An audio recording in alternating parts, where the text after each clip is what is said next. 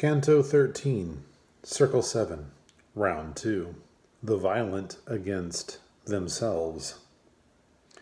Nessus had not yet reached the other shore when we moved on into a pathless wood that twisted upward from hell's broken floor. Its foliage was not verdant, but nearly black. The unhealthy branches, gnarled and warped and tangled, bore poisoned thorns instead of fruit. The track of those wild beasts that shun the open spaces men till between Cecina and Corento runs through no rougher nor more tangled places.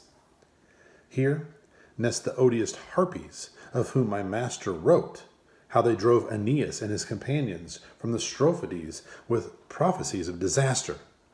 Their wings are wide, their feet clawed, their huge bellies covered with feathers, their necks and faces human. They croak eternally in the unnatural trees. Before going on, I would have you understand, my guide began, we are in the second round, and shall be till we reach the burning sand. Therefore, look carefully, and you will see things in this wood which, if I told them to you, would shake the confidence you have placed in me. I heard cries of lamentation rise and spill on every hand, but saw no souls in pain in all the waste, and puzzled, I stood still.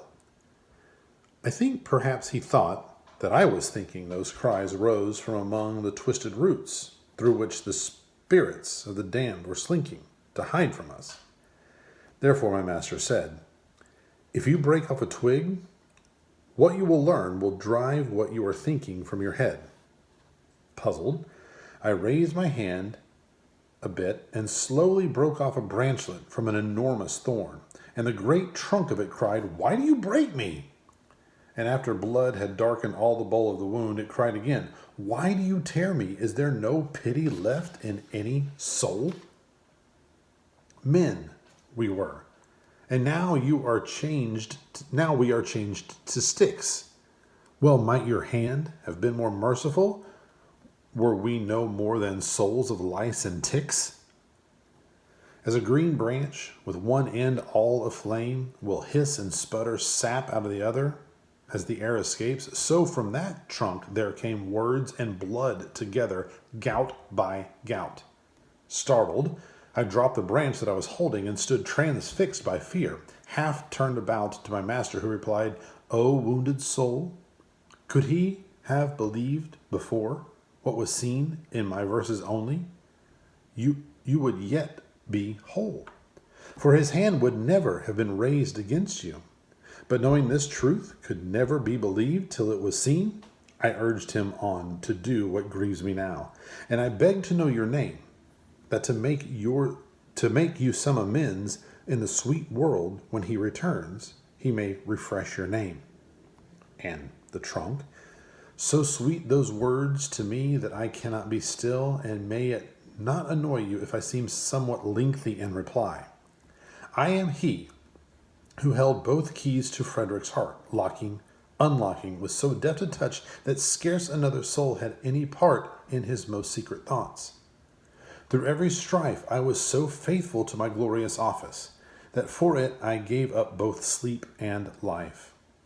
That harlot, Envy, who on Caesar's face kept fixed forever her adulterous stare, the common plague and vice of court and palace, inflamed all minds against me. These so inflamed him, that all my unhappy honors were changed to mourning. Then, unjustly blamed, my soul in scorn, and thinking to be free of scorn in death, made me at last, though just, unjust to myself. By the new roots of this tree I swear to you that never in word or spirit did I break faith to my Lord and Emperor, who was so worthy of honor in his merit. If either of you return to the world, speak for me, to vindicate in that memory of men one who lies prostrate from the blows of envy. The poet stood, then turned. Since he is silent, he said to me, do not you waste this hour if you wish to ask about his life or torment. And I replied, question him for my part on whatever you think I would do well to hear. I cannot. Such compassion chokes my heart. The poet began again. That this man may, with all his heart, do for you what your words entreat him to, imprisoned spirit, I pray, tell us how the soul is bound and bent into these knots, and whether any ever frees itself from such imprisonment. At that, the trump blew powerfully, and then the wind became a voice that spoke these words. Briefly is the answer given. When out of the flesh from which it tore itself, the violent spirit comes to punishment, Minos sings it to the seventh shelf. It falls into the wood, and landing there, wherever fortune flings it, it strikes root, and there it sprouts, lusty as any tear, shoots up a sapling, and becomes a tree. The harpies, feeding on its leaves, then give it pain and pain's outlet simultaneously. Like the rest, we shall go for our husks on judgment day, but not that we may wear them, for it is not just that man be given what he throws away. Here shall we drag them, and in this mournful glade our bodies will dangle to the end of time, each on the thorns of its tormented shade. We waited by the trunk, but it said no more. In waiting, we were startled by a noise that grew through all the wood, just such a roar and trembling as one feels when the boar and chase approach his stand, the beast and branches crashing and clashing in the heat of the fierce race. And there on the left, running so violently, they broke off every twig in the dark wood. 2 torn and naked wraiths went plunging by me. The leader cried, "Come now, O death, come now!" And the other, seeing that he was outrun, cried out, "Your legs were not so ready, Lano, in the jousts at the topo." And suddenly, in his rush, perhaps because his breath was failing him, he hid himself inside a thorny bush and cowered among its leaves. Then, at his back, the wood leaped with black bitches, swift as greyhounds escaping from their leash, and all the pack sprang on him, and with their fangs they opened him and tore him savagely, and then withdrew, carrying his body with them, limb by limb. Then, taking me by the hand across the wood, my master led me toward the bush. Lamenting, all its fractures blew out words and blood. "O Giacomo, Saint Andrea," it said, "what have you gained in making me your screen? What part had I in the foul life you led?" And when my master had drawn up to it, he said, "Who were you?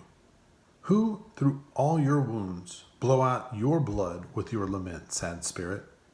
And he, to us, "You who have come to see how the outrageous mangling of these hounds has torn my boughs and stripped my leaves from me, oh, heap them around my ruin. I was born in the city that tore down Mars and raised the Baptist. On that account the god of war has sworn her sorrow shall not end. And were it not that something of this image still survives on the bridge across the Arno, some have thought those citizens who of their love and pain afterwards rebuilt it from the ashes left by Attila would have worked in vain. I am the one who has no tale to tell. I made myself a gibbet of my own lintel."